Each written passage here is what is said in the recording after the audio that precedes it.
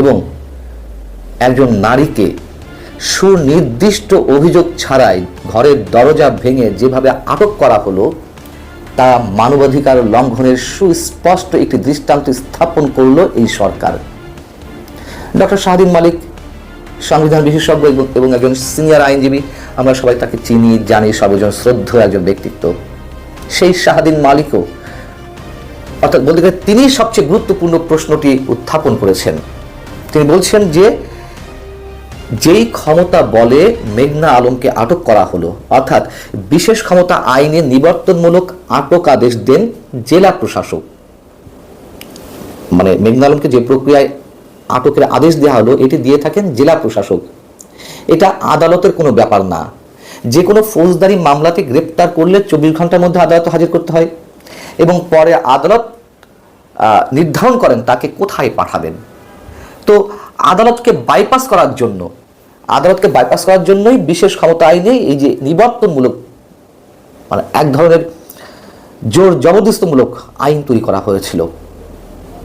তাহলে মেঘনা আলমকে আটক আদেশ কে দিলেন এক্ষেত্রে? আমরা তো জানি যে বুধবার রাতে, বৃহস্পতিবার রাতে তাকে আটকের আদেশ দেওয়া হয়েছে সিএমএম কোর্টের মাধ্যমে। এক্ষেত্রে জেলা প্রশাসক কোথায় আবার? মানে আমরা তো বুঝতে পারছি যে কোথায় কি যাওয়া খিচুড়ি পাকানো হয়েছে।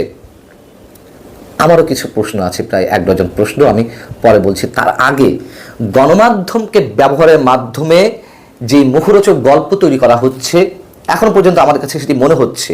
ভবিষ্যতে আসলে প্রকৃত অপরাধীকে তা হয়তো জানা যাবে, কিন্তু ওই যে বললাম যে ঘটনা পরম্পরায় আমাদের সামনে যা উপস্থিত হচ্ছে তাতে আমরা সৌদি রাষ্ট্রদূতকেই তার ক্ষমতা প্রয়োগের ক্ষেত্রে আমাদের সন্দেহটি তাকে ছাড়া আর কারোর প্রতি রাখতে পারছি না, তৈরি করতে পারছি না। তো যেমন একটি গণমাধ্যমে যেভাবে বয়ান দেওয়া হচ্ছে মেঘনা সম্পর্কে, তার অংশ বিশেষ আপনাদেরকে একটু করে শোনাই।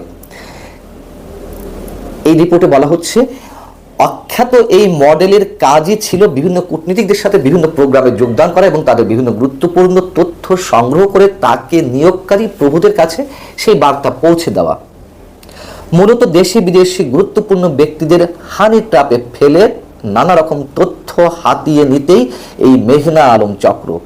বিশ্বস্ত সূত্রে জানা যায় তাকে ভারতের মদতপুষ্ট একাধিক স্থানীয় মিডিয়া এই সমস্ত ন্যাক্কারজনক কাজ করতে রীতিমতো ট্রেন আপ করত এবং এভাবে জিম্মি করে গুরুত্বপূর্ণ কাজ বাগিয়ে নিত এই সকল মিডিয়া। বিনিময়ে তিনি পেতেন মোটা অঙ্কের টাকা এবং দেশ বিদেশে ঘুরে বেড়ানোর সুযোগ।